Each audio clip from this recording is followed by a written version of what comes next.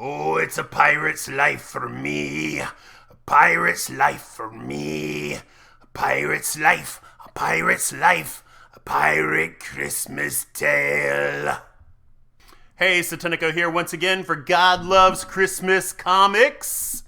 And this is A Pirate Christmas by Evelyn Rann from 1912. Please bear with me because I'm reading this literally on Christmas Eve night on a whim in a hammy pirate's voice that I've never done before. And as you can see, there is a little drawing of a pirate with the skull and crossbones at the top of an otherwise empty page. This is copyright 1912 by the Buzza Company, Minneapolis, Minnesota. And there is the title page, A Pirate Christmas by Evelyn Rann. Pictures by C.V. Marrow, the Buzza Company, Minneapolis. And there you see all the evil pirates surprising Santa Claus. Page 1, A Pirate Christmas. Way off to the south in a sea so blue, a whole pirate family lived with their crew in a cave on an island hardly big as your hand, and so chock full of treasure it burst from the sand.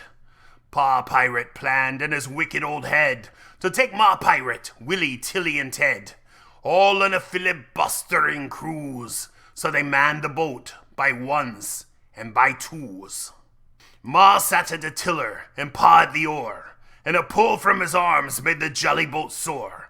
It sped through the top of a great green wave, and a terrible ducking the children gave.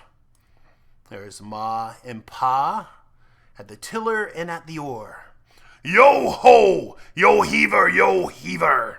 Yo ho! As up the side of the brig they go. Peering down from the rail they see 6 bloodthirsty pirates, bad as can be. And there's a full illustration of the 6 bloodthirsty pirates as bad as they can be, toothless and looking mischievous, and the children looking a bit like cats, and them are kids, I should say. Ma seeming innocent enough and Pa seeming evil.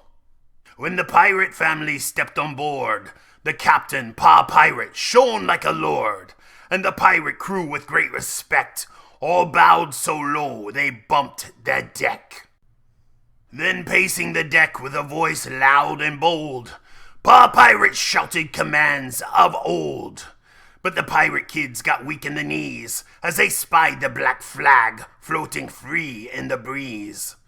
At supper that evening, their fears were stayed by watching the faces the pirates made as they tried to gobble up all the food by eating with knives, which was awfully rude.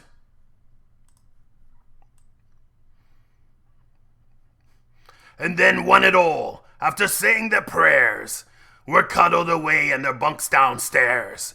When wee Sleepy Ted was asked about Christmas, he said, "On this ocean, old Santa'll sure miss us."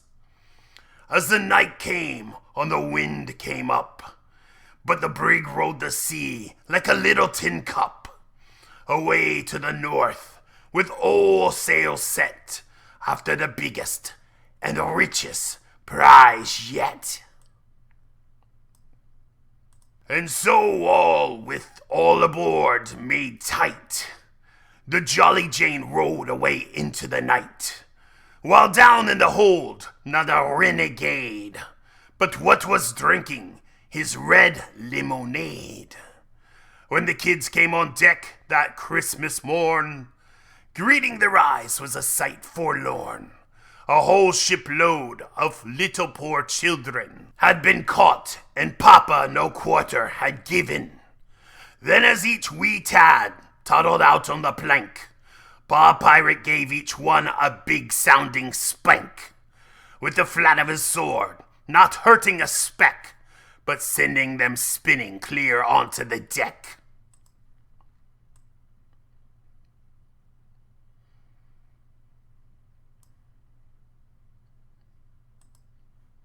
Now as Pa by the rail with his sleeves rolled back was swatting each prisoner a sounding smack, down over the plank with the ponderous trot came the fat, jolly captain, the last of the lot. The old plank groaned as it bent neath his weight. It was round and so fat, and his old bald pate was hid by a little round fur cap, and his long white beard reached clear down to his lap. So along came this jolly fat gourd. Pa Pirate again would have smote with his sword, but the pirate kids held him back, because they cried, "Papa Pirate, 'tis Santa Claus!" There's Santa, walking the plank, bending it with his copious weight. Then the children all romped on a regular spree, as they danced around Santa Claus, giggling with glee. And one and all of them, girls and boys, yelled out at old Santa Claus, "Where are your toys?" Then old Santa gathered the pirate kids around, then told how that day on the sea he was bound, with a boatload of candy and heaps of nice toys, to deliver that Christmas to good girls and boys. You see there, not a renegade was drinking. You see the treasure map on the walls, and the checkered panted pirate holding keys to the cells. Was drinking his red lemonade. And how he'd found in his journeys round the poorest of children in every town, had invited them all on this Christmas day to join in this lark o'er the sea far away. And then he told Willie, Tilly, and Ted of a boat and an engine, a doll and a sled. And he said as he took their hands, "We'll go now and look through the ship from the stem to the bow." But while this took place on the old pirate ship, Pa Pirate, so busy, was given the slip by his bad pirate crew, who were spoiling for fight after drinking that red lemonade all night. They had quite a row. It's not for children there. The pop gun done shot a bullet right through his leg. My goodness. Not approved by the Comics Code, kids. 1912. They had boarded Santa Claus' ship, and now were preparing to fight. But they had quite a row when they found, after looking all over the deck, not a cannon or gun, nor a powder, a speck. Old Santa Claus chuckled and said, "The rips! Who ever heard of such things on toy ships?" And they hurried the children all down below and lashed the guns fast to the starboard bow. Pa Pirate and Santa worked with all haste. They primed the big cannon, all ready to paste the bloodthirsty pirates who were working like sin, holding great bags of the yard arms so thin. What they had in those bags not a soul there knew. None could tell but that bold bad pirate crew.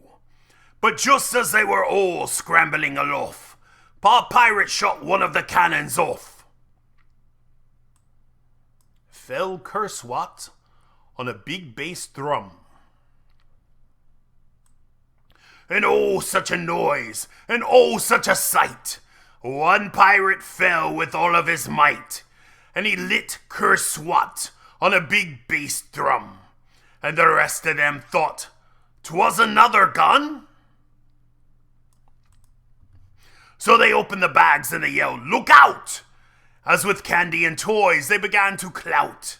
And as nuts and goodies and popcorn flew, the air grew so thick that it hid that crew.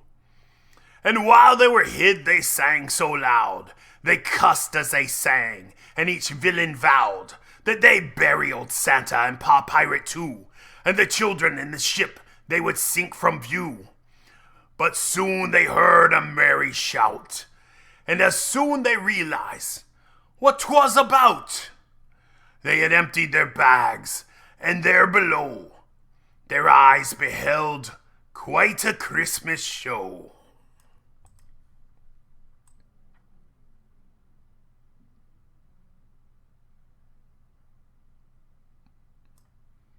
For the pirate kids, Willie, Tilly, and Ted, and the little poor children were being led by dear old Santa, and were taking their pick of the goodies and toys that belonged to Saint Nick. Then the pirate crew slid down the ropes they wanted to see. They had lost all hopes of capturing the ship and the children too, so surrender they did, the whole bad crew. Then Pa Pirate and Santa threw in the hold that whole black murderous crew so bold, as the merry children helped set sail, and the happy waves danced white in the gale. So the good jolly Jane rode the homeward sea, as the little girls cuddled their dollies in glee, and the little boys laughed at each newfound toy, for ne'er a ship was so chock full of joy. The end. Thank goodness, my voice has barely survived. And that is the end. Yes. So, that was A Pirate Christmas by Evelyn Rann from 1912. A Buzza Company, I believe it said, from Minneapolis. Hope you enjoyed it. Thanks very much. Merry Christmas to all, and to all a good night.